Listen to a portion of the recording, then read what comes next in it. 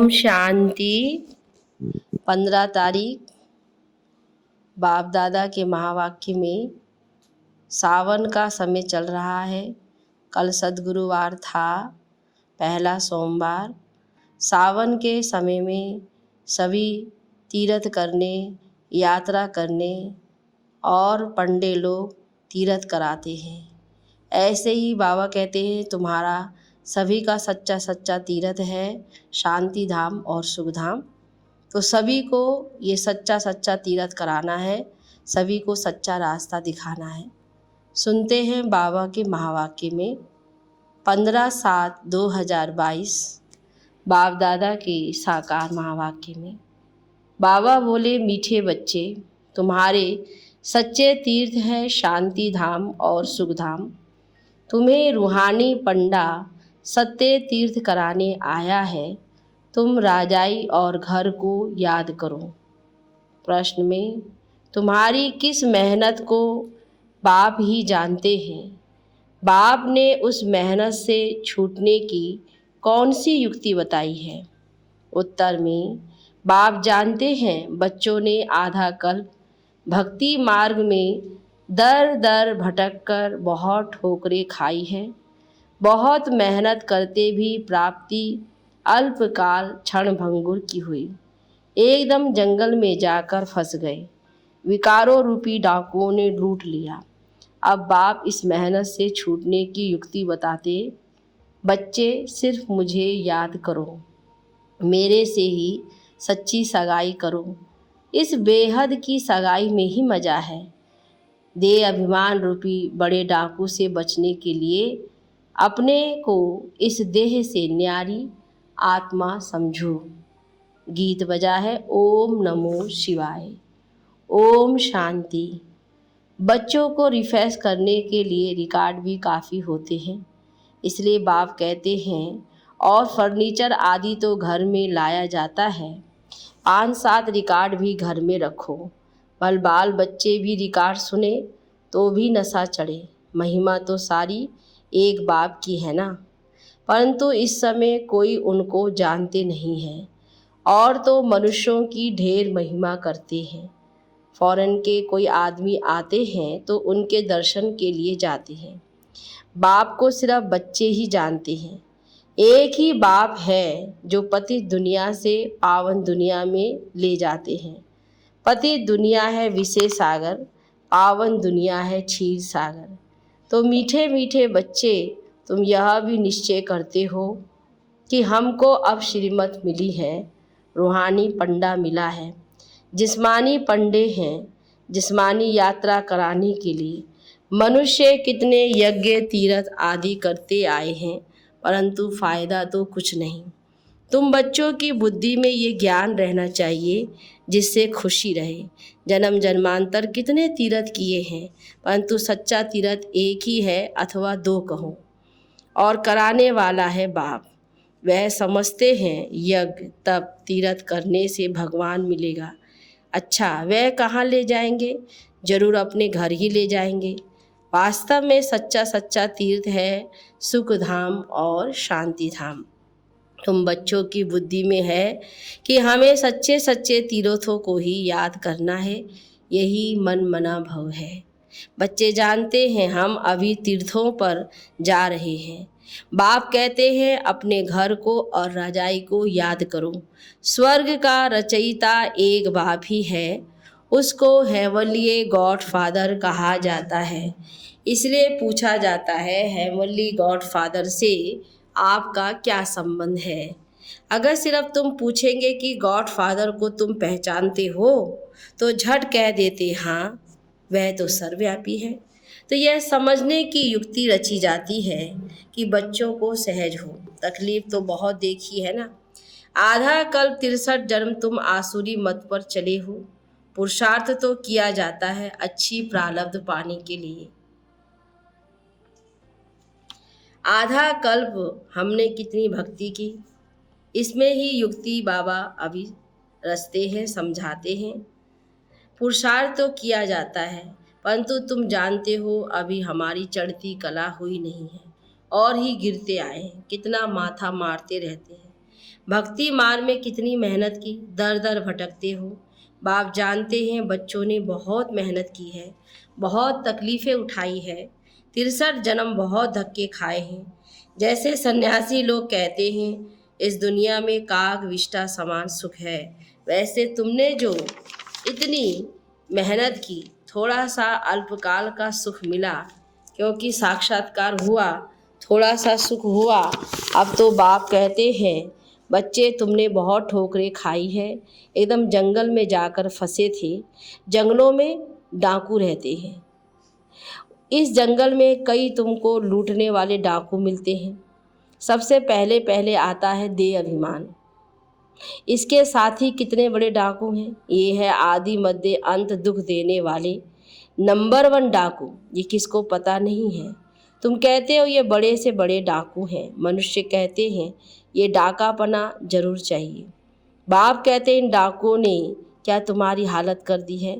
एक दो को काम कटारी से मारते हैं, कितना खर्चा करते हैं। धक्का खाते खाते अब क्या हाल हो गया है।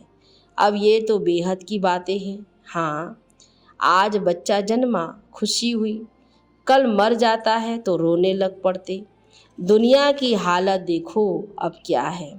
अब तुम जानते हो बाबा आया हुआ है, वही हम सभी का सद्गुरु है।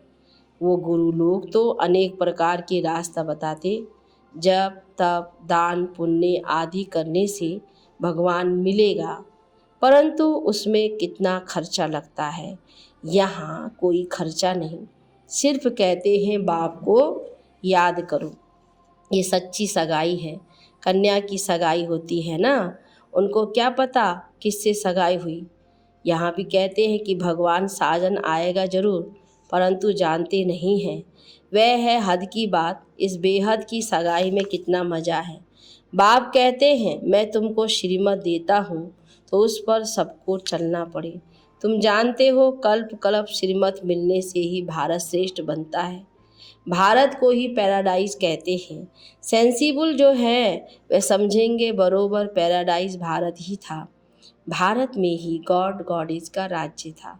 तुम उन्हें समझा सकते हो कि भारत जब हेवन था उस समय तुम भी थे नहीं, कोई भी नेशनलिटी नहीं थी। गॉड गॉडेज का राज्य समझते थे। कृष्ण को कभी लॉर्ड कभी गॉड कह देते हैं। श्री कृष्ण का ही मान है। लॉर्ड क्यों कहते हैं? क्योंकि भगवान उनको भगवान समझते हैं। गीता के भगवान ने सबको सद्गति दी है, नाम फिर कृष्ण का डाल दिया है, इसलिए कृष्ण का बहुत मान है। कहते हैं कृष्ण सावरा, कृष्ण गोरा, श्याम सुंदर। कैसे कैसे काले चित्र बनाते हैं। काली माता बनाई है कलकत्ते की, आस पास जहाँ तहाँ काली के ही मंदिर होंगे। जगदम्बा के चित्र भी किस्म किस्म के बनाते हैं। अभी तुम्हारी बुद्धि खुल गई है, ये कौन बैठकर समझाते हैं? सतगुरु, सत्य बाबा, सत्य शिक्षक, उनका नाम है सत्य। सच बोलने वाला, सच जानने वाला। ग्रंथ सुखमणि में उनकी बहुत महिमा है। वे आकर सचखंड की स्थापना करते हैं और मनुष्यों को ऐसा सच्चा बनाते हैं। तुम सबको सच बताते हो, सिख लोगों को भी समझाना तो बहुत सहज है। वे अकाल तख्त को भी मानते हैं। सत्य श्री अकाल का तख्त है ये। बेचारों को कुछ भी पता नहीं है कि सत्य श्री अकाल किस तख्त पर बैठते हैं। आत्मा शरीर रूपी तख्त पर बैठती है। कितना बड़ा तख्त है, बाप आकर इस तख्त पर बैठते हैं। ये है अकाल तख्त। ज्ञान सागर बाप इसमें बैठ हमको मुक्ति, जीवन मुक्ति की राह बताते हैं। ब्रह्मांड सृष्टि के आदि मध्य अंत की सब बातें समझाते हैं, जिस बात को कोई नहीं जानते हैं। सब अपनी अपनी बड़ाई में मस्त हैं। तुम्हारी मस्ती देखो कैसी है। तुम जैसे मास्टर नॉलेजफुल बन गए हो। अब तुमको सारी नॉलेज मिली है। जानते हो टीचर पढ़ाते हैं तो साथ में आशीर्वाद भी होती है। मांगने की दरकार नहीं रहती। टीचर का काम है पढ़ाना, पढ़ना तुम्हारा काम है। तुम्हारी बुद्धि में ये नॉलेज ही फुल होनी चाहिए। नाटक में सभी एक्टर्स बुद्धि में रहते हैं ना। इस बेहद के नाटक के भी मुख्य एक्टर्स देखो। बाप भी कैसे आते हैं, कैसे नॉलेज सुनाते हैं। कितने विघ्न पड़ते हैं, अबलाओं पर अत्याचार होते हैं, कोई पति अपनी स्त्री के लिए धन छोड़कर जाते हैं, परंतु बच्चा नालायक निकल पड़ता है, जो माँ को भी दुखी करता है। बाबा तो अनुभवी है, बाबा ने रथ भी अनुभवी लिया है, गावड़े का छोरा कहते हैं। कृष्ण तो विश्व का मालिक था, उनको थोड़े गावड़े का छोरा कहेंगे। वह तो गोरा था, वैकुंठ का मालिक था। जब सावरा बनता है तब गांव में रहता है, तो कृष्ण की अंतिम जन्म में गांव का छोरा कैसे बना है यह तुम जानते हो। बाबा खुद भी वंडर खाते हम क्या थे। अब बाबा को मालूम पड़ा है श्रीमत द्वारा, तुमको भी मालूम पड़ा है। वंडर है ना, कितना बड़ा मालिक और फिर कितना नीचे आ जाते हैं। काम चिता पर चढ़ने के बाद गिरते आए हैं। अभी तुम समझते हो कृष्ण को गावड़े का छोरा क्यों कहते हैं। खुद बाबा बतलाते पहले क्या थे अब क्या बने हैं तत्व। अब तुम समझते हो कहाँ की बात कहाँ ले गए हैं। श्याम सुंदर का अर्थ भी अब समझा है। हम भी ऐसे थे, हमने भी 84 जन्मों का चक्र लगाया। अब यह नाटक पूरा होता है। अब जाते अपने घर। बाबा कहते बार बार अपने घर की स्मृति करते रहो, क्योंकि जाना है। बड़ी सहज बात है। बाप कहते मामे कम याद करते रहो और वर्षे को याद करो, सबको रास्ता बताओ। ज्ञान अंजन सद्गुरु दिया, अज्ञान अंधेर विनाश। गायन भी कितना अच्छा है। जब ज्ञान का सद्गुरु बाबा आता है तो सब अंधकार अज्ञानता के खत्म हो जाते हैं।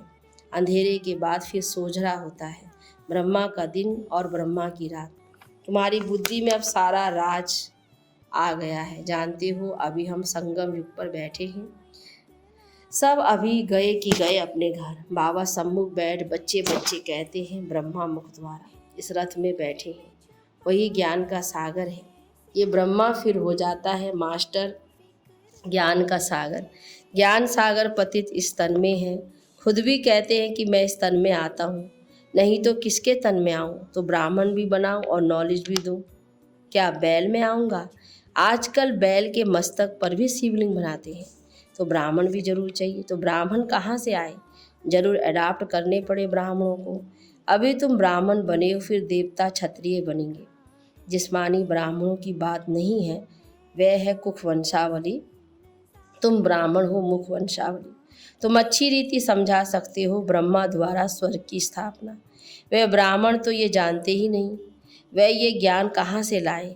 बाप अच्छी रीति समझाते हैं, बच्चे जितना हो सके झरमुई झगमुई छोड़ दो, ज्ञान के सिमरन में रहे। तो बाबा कहते इधर उधर की बातों में बुद्धि ज़्यादा नहीं जाएगी। सेवा अर्थ ही बुद्धि को लगाना है। शरीर निर्वाह अर्थ धंधा आदि भी करना है। बाकी जो समय मिले वो मोस्ट बिलवेड बाप को याद करने में लगाना है। वह भी बच्चों को इतना प्यार करते हैं। वो बाबा इतना प्यार हम बच्चों को करते हैं, तो बच्चों का भी फर्ज होता है बाबा को याद करना, प्यार से याद करना। मित्र संबंधी आदि ढेर थे, परंतु उन सबसे बुद्धि योग हटाए। नए संबंध में कितना लव रहता है। सर्विसेबल बच्चों को छाती से लगा लें। बहुत बच्चे सपूत हैं, बहुत अच्छी सर्विस करते हैं। बाबा को ऐसा प्यार आता है, जो सेवा करते हैं ऐसे ऐसे बच्चों पर बाबा को इतना प्यार आता है कि समझते हैं कि बच्चों को ऐसे गले से लगा लें।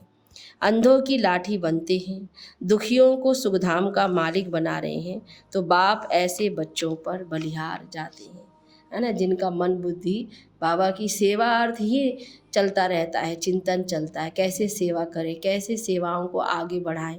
तो ऐसे बाबा की तरह बच्चों का भी, जिन बच्चों का भी हमेशा मन बुद्धि बिजी रहता है सेवा में, तो बाबा को उन पर बहुत प्यार आता है। खुद सुख नहीं लेते हैं, कहते हैं तुम ही सुख लो।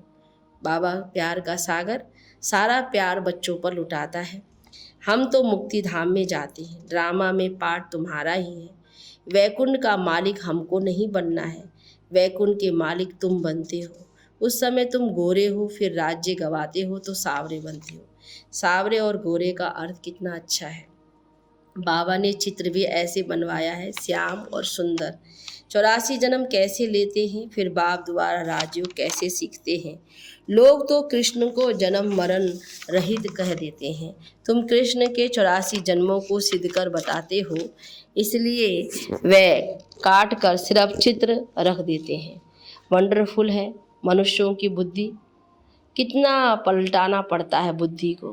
हाँ, लोगों की बुद्धि इतनी गुम हो जाती है, फिर बाबा कैसे कैसे बुद्धि को रिफ्रेश करता है, ज्ञान से भरपूर करता है। अब तुम्हारी बुद्धि पलटी हुई है, यह भी तुम बच्चे जानते हो, इस दुनिया की एंड है। तुम बोल सकते हो इन बम्स आदि से सृष्टि का विनाश हुआ था। तुम ये क्या कर रहे हो, वेस्ट ऑफ टाइम कर रहे हो। बचने का कितना भी प्रबंध करेंगे परंतु मरना तो जरूर है ही। बम्स आदि कितने खौफनाक बनाए हैं, दुनिया की हालत देखो क्या है। बाकी थोड़ा समय है, मौत आया कि आया, कल्प पहले मुआफिक सबके शरीर धन दौलत आदि सब मिट्टी में मिल जाएंगे। बाकी हम सब आत्माएं बाबा के पास जाकर पहुँचेंगी, फिर अपनी राजधानी में आकर डांस करेंगे। अच्छा, मीठे मीठे सिकिलदे बच्चों प्रति माता पिता बाप दादा का याद प्यार और गुड मॉर्निंग। रूहानी बाप की रूहानी बच्चों को नमस्ते, रूहानी बच्चों की रूहानी बाप दादा को याद प्यार और गुड मॉर्निंग। नमस्ते बाबा, नमस्ते। धारणा के लिए मुख्य सार, अपनी बुद्धि को नॉलेज से सदा फुल रखना है। बाप से आशीर्वाद व कृपा मांगने के बजाय पढ़ाई पर पूरा ध्यान दे, अपने ऊपर आप ही कृपा करनी है। दूसरी पॉइंट, दुखियों को सुखधाम का मालिक बनाने की सेवा करनी है। ऐसा सपूत सर्विसेबल बनना है जो बाप पर बलिहार जाए। बाबा भी खुश होते हैं ऐसे बच्चों को देखकर। वरदान में मन बुद्धि की एकाग्रता द्वारा हर कार्य में सफलता प्राप्त करने वाले कर्मयोगी भव। दुनिया वाले समझते हैं कर्म ही सब कुछ है, लेकिन बाप दादा कहते हैं कि कर्म अलग नहीं, कर्म और योग दोनों साथ साथ है। ऐसा कर्मयोगी कैसा भी कर्म होगा उसमें सहज सफलता प्राप्त कर लेगा। चाहे स्थूल कर्म करते हो चाहे अलौकिक करते हो, लेकिन कर्म के साथ योग है, माना मन और बुद्धि की एकाग्रता है तो सफलता बंधी हुई है। कर्मयोगी आत्मा को बाप की मदद भी स्वतः मिलती है। स्लोगन में, बाप के स्नेह का रिटर्न देने के लिए, बाप के स्नेह का रिटर्न देने के लिए अंदर से अनासक्त व मन मना भाव रहो, अनासक्त व मन मना भाव रहो। अच्छा, ओम शांति, ओम शांति।